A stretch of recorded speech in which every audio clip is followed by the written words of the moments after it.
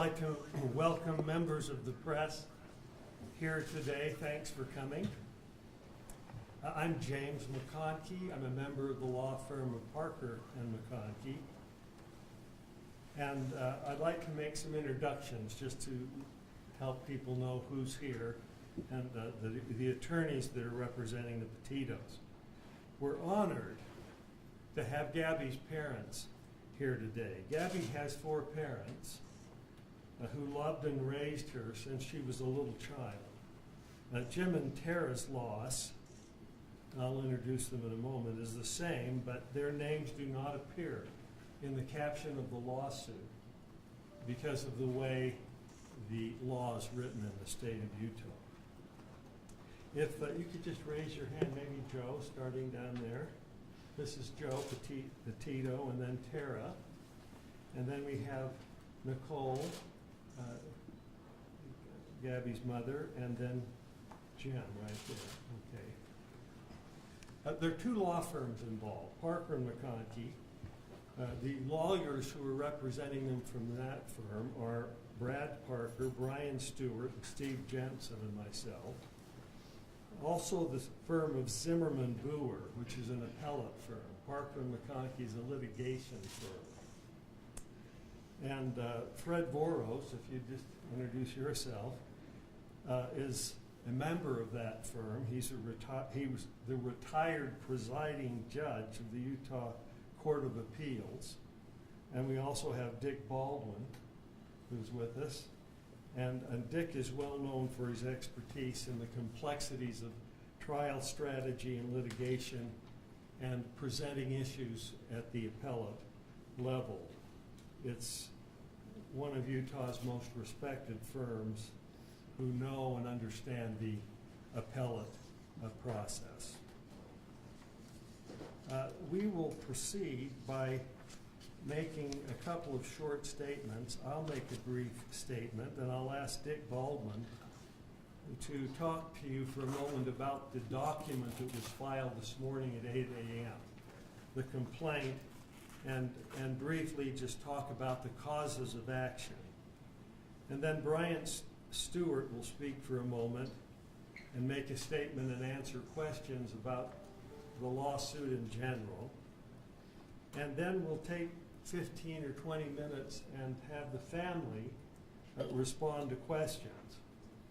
However, the family will not answer questions involving the facts of the case. That's off limits. But as you know, there's an ongoing FBI investigation, and our own investigation continues. But they're here to talk about Gabby and their loss and the purpose of bringing this lawsuit.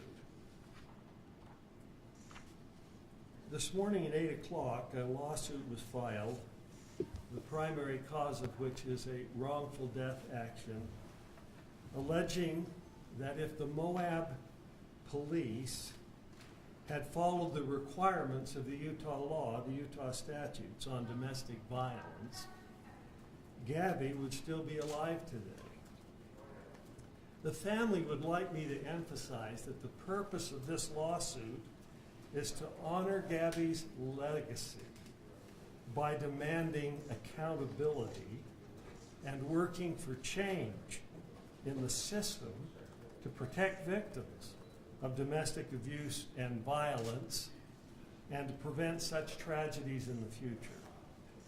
And for that purpose, they've established a foundation which has been very successful. And you can ask them about some of the successes that they have had and the things that they have done to make life safer for those who are involved in intimate partner violence.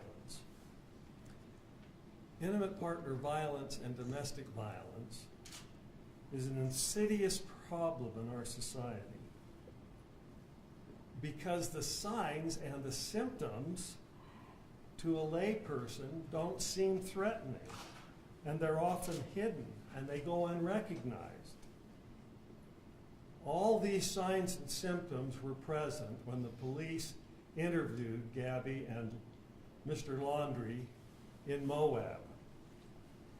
And although these signs and symptoms are not recognized by members of the general public, they are recognized by police officers who are trained to stop and intervene in these kinds of situations.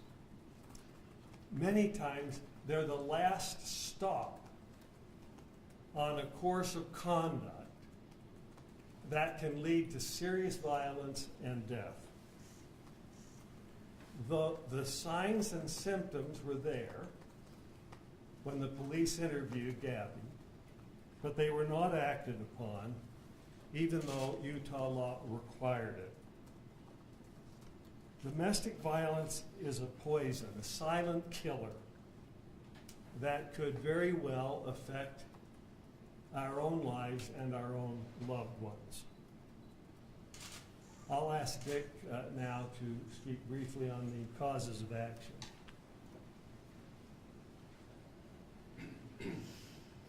Thank you, Jim. This case involves a horrible tragedy where the Petito family suffered the ultimate loss of their daughter. And obviously, litigation can't bring Gabby back, but we believe Utah law provides them an avenue for obtaining some form of justice in this case.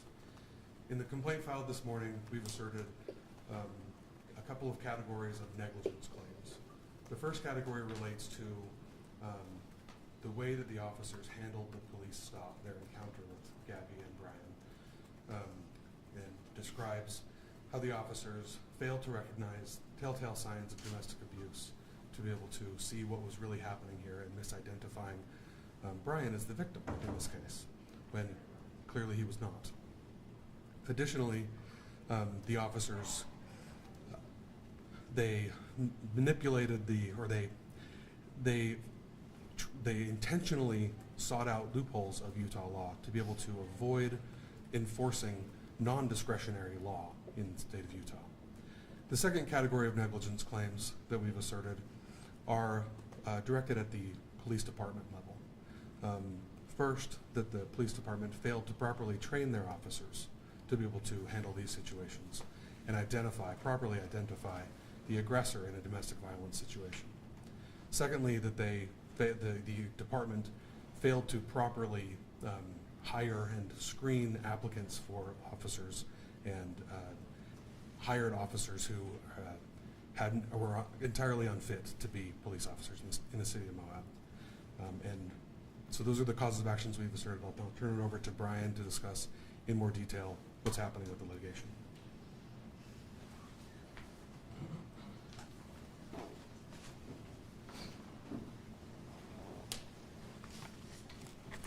Thank you, Dick, and thank you, Jim. We appreciate you being here today. I'm going to read a brief statement regarding the lawsuit that was filed this morning and some of the information that we've been learning in just recently, and that you've been learning just recently through the lawsuit and through some reports that have already been published. And then I will take any questions that you have and give you the best answers that we can now based on the information that we have. It is an honor to represent Gabby here today, and it has been an honor to represent her parents, Nicole and Jim, and Joe and Tara.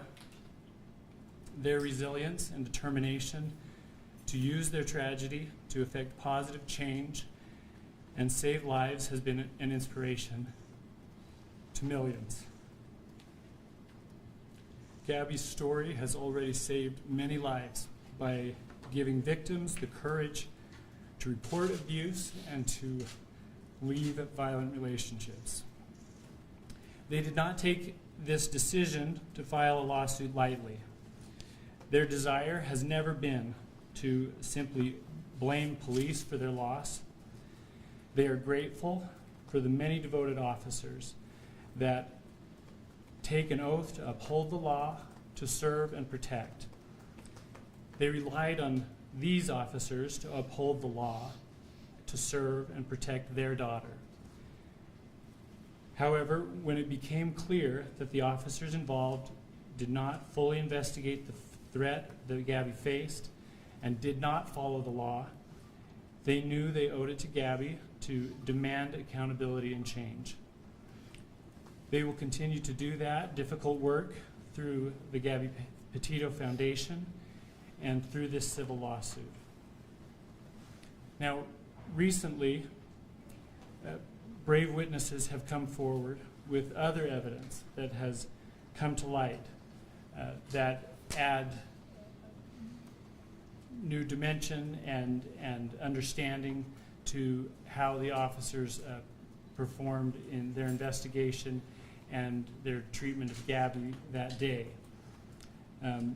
The witnesses and evidence that have come forward have demonstrated that Officer Pratt himself has been a domestic abuser who has misused authority and threats of violence to control and intimidate sexual partners, making clear why Officer Pratt was fundamentally biased in his approach to the investigation, identifying with Gabby's abuser, ignoring the victim and her injuries, and intentionally looking for loopholes to get around the requirements of Utah law and his duty to protect Gabby. Based on what we have learned from these multiple sources, we believe that the Moab City Police Department knew or should have known that Officer Pratt, who has a history of pervasive professional and sexual misconduct, including sexual harassment and intimate partner violence, was unfit and unsafe to be a police officer. We hope that they will do that investigation now and take appropriate action.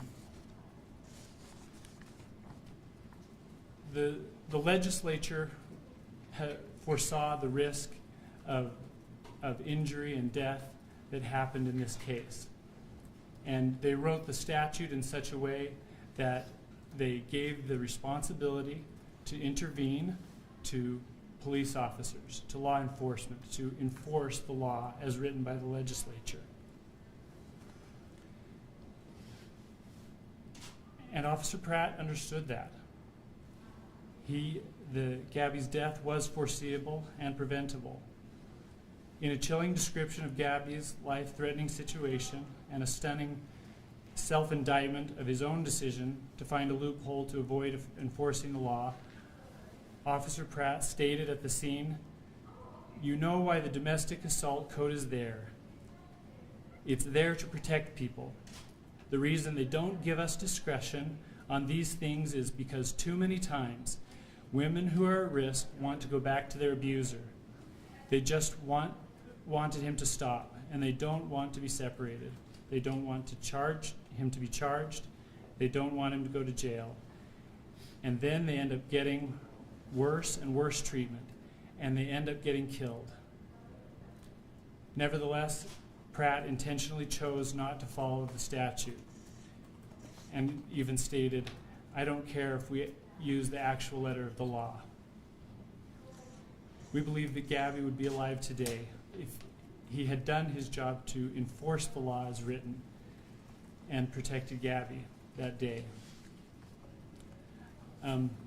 I'll now take a few questions and do my best to elucidate any points that are unclear. The Supreme Court has a high threshold for law enforcement lawsuits. Are you laying out the case why you believe that you can overcome that? Because the Supreme Court's been pretty adamant.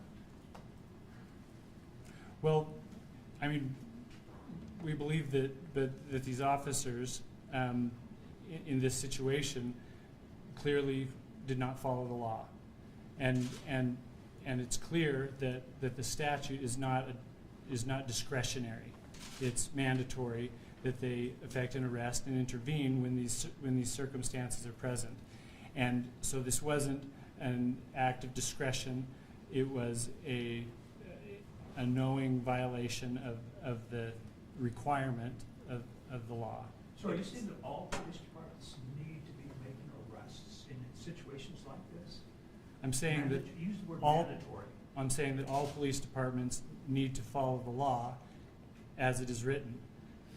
Since government immunity shields people from torts in Utah, why does statute matter? And can you explain the constitutional arguments on page 4 of the complaint? Right, and I'm going to let Dick answer the questions on the governmental immunity. I think he's the best person to answer those.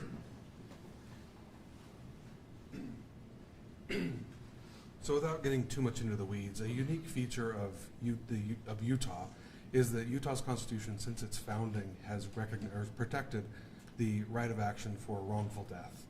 And the Utah Constitution provides that that right shall not be abrogated. And so our argument, or we believe that Utah law protects a claim, including against officers or people who've been given immunity for acts, including negligence or anything else, that leads to a wrongful death under the Utah Constitution as it was originally understood, and an originalist framework for the Utah Constitution. Are there any other questions with respect to the pleadings or the I wanted to statute? ask about what Moab City said in their statement to us this morning, and that is that no one could have predicted the tragedy that befell Gabby based on that one encounter. How would you respond to that?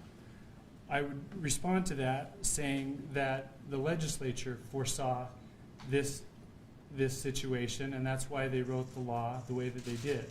And Officer Pratt also foresaw that outcome. Not that it would happen every time, but that it was a potential outcome when these circumstances were present.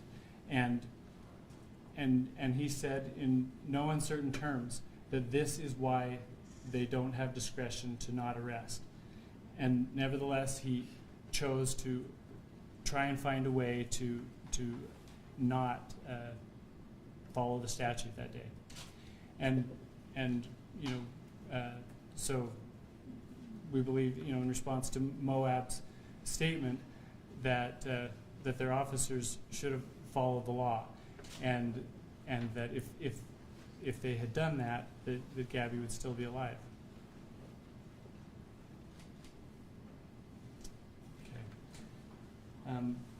I think we'll probably allow some time to ask questions. You're welcome to address your questions to a particular member of the family.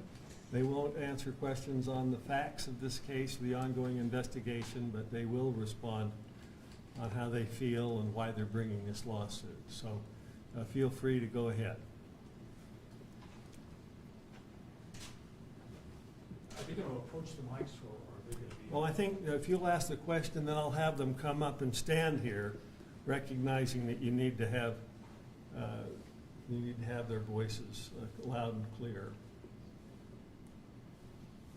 Joseph, can you tell us a little bit about the intentions of this lawsuit? I know James talked a little bit about it, but from the family's perspective, could you talk a little bit about that and why you do this, pursuing this?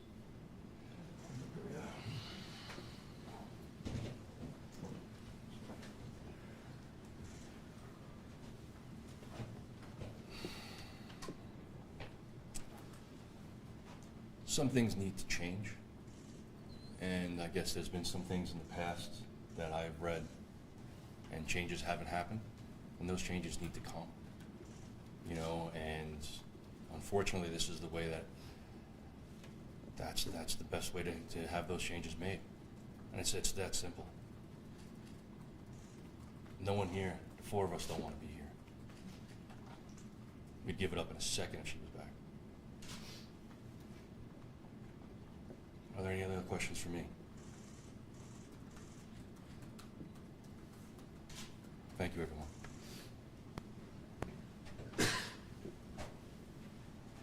Nicole, can we ask you a couple of questions as well, too? I'll try. Try my best. Part of the lawsuit was the loss that you and Joseph and, your loved ones have suffered on this. Can you expand a little bit about that? Tell the public what this has done to you and your family. Well, we're pretty broken because of it. We miss her so much. But we saw it as an opportunity to help other families. Again, I would reiterate that we'd have her back in a heartbeat because she's what's important.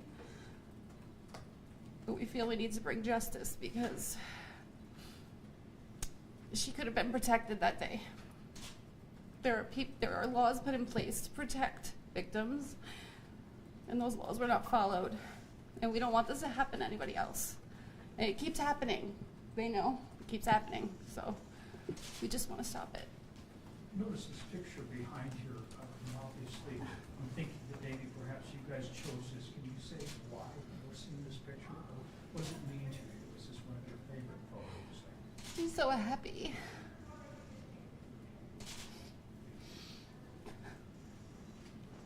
She's just happy.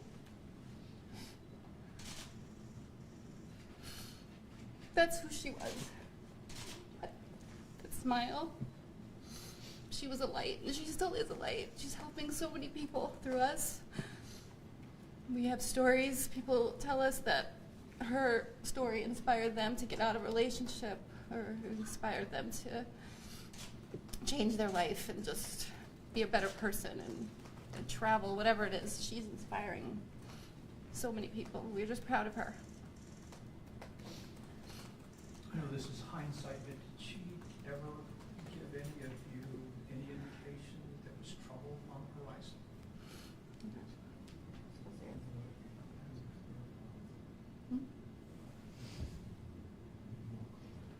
Yeah, we're not really, I've said it before, we didn't know that Brian was who he was. We just didn't know. There was no indication of that.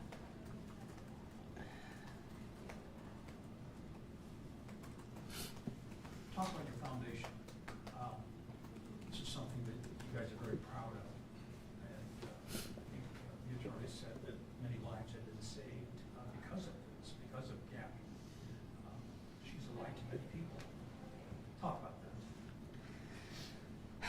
We just, like I said, saw it as an opportunity to help people, and through the foundation, we were able to reach millions of people all over the world. And, you know, we're helping other organizations. We're partnering with them that help missing persons as well as domestic violence. We just hope that our foundation can bring the changes needed on that level. As parents, we want to make a lot of changes, and we hope our foundation can help with that. I don't know if there's anything else you want to add to that. Yeah, it's Gabby's story really resonated with a lot of people across the world, and I guess they saw her in themselves and recognized their potential for the situation that they were in being bad. And we've received a lot of messages from people that since we had started the foundation and we started partnering with a lot of these other organizations out there, trying to bring more awareness to the world about it, that it helped recognize that they were potentially in bad situations, and now they're doing better. Initially, when we had started the foundation, we had partnered with the Domestic Violence Hotline. They were one of the first organizations to reach out to us, among others. And they allowed us to put a link on our website directly to their website, where someone could go to them for help 24 hours a day, 7 days a week. They can get online assistance with that. They can speak to somebody right there, and they have additional services they can provide. And in the short time from the time in October of last year when we got that up on our website, linked to their website to get help, to right around the beginning of December, they had told us that in that short time alone, that they were able to track over 350 people that had come to our website looking for help, looking for assistance, and were directed to them. And not only went to their website and just looked at it, but were actively receiving help for their situation that they were in. So for us, that was monumental to hear that, you know, in just a short time, that many people were impacted, and that number has grown since that point on. And we've had more organizations that specialize in domestic violence, even missing persons, search and rescue organizations reach out to us, mainly because of the notoriety of Gabby's case, we believe, but because people seem to respond to it and listen to it.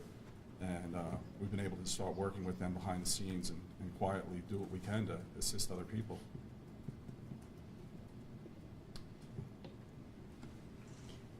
I just want to add something here.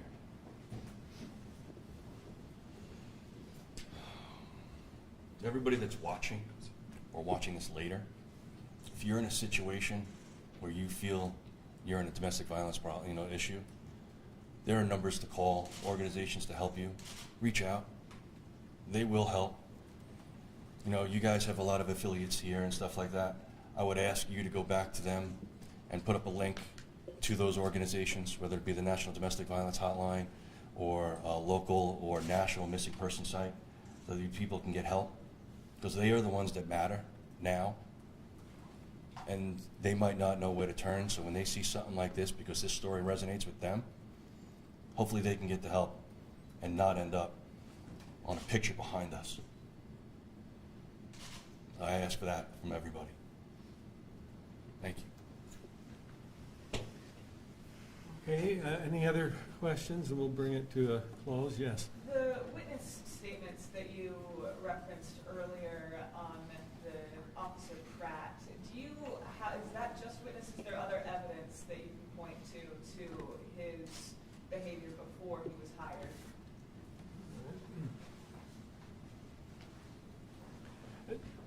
There are multiple witnesses, and they've provided corroborating evidence that, but that information, but those are not available yet. But we imagine will become available during the discovery process and the litigation. Thanks. You had also mentioned the term $50 million in the lawsuit. Can you talk about damages you're seeking specifically?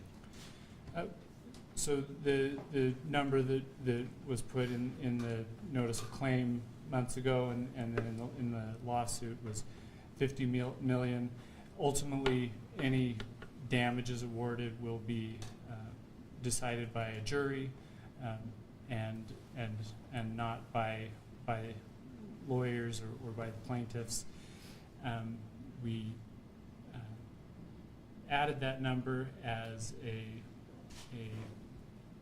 symbol of the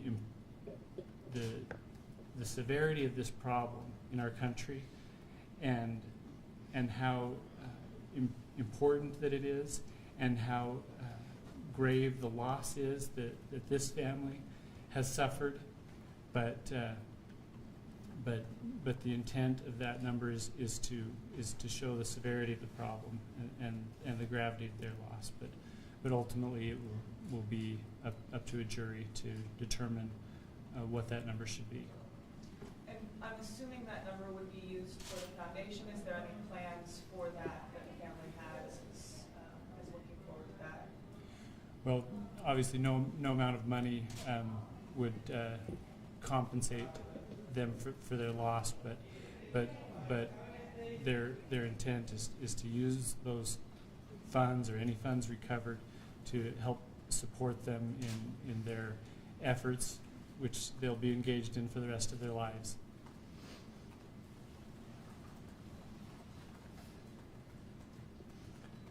Thank you so much. We appreciate you being here. Thank you. We'll call it a close, and thanks for coming. Thank you, everyone. Let's go out this way.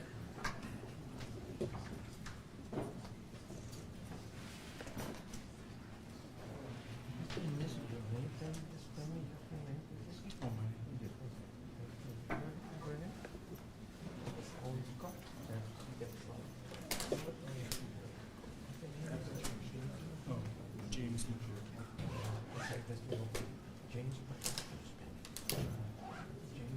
James.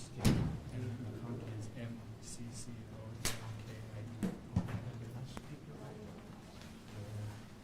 Oh, that.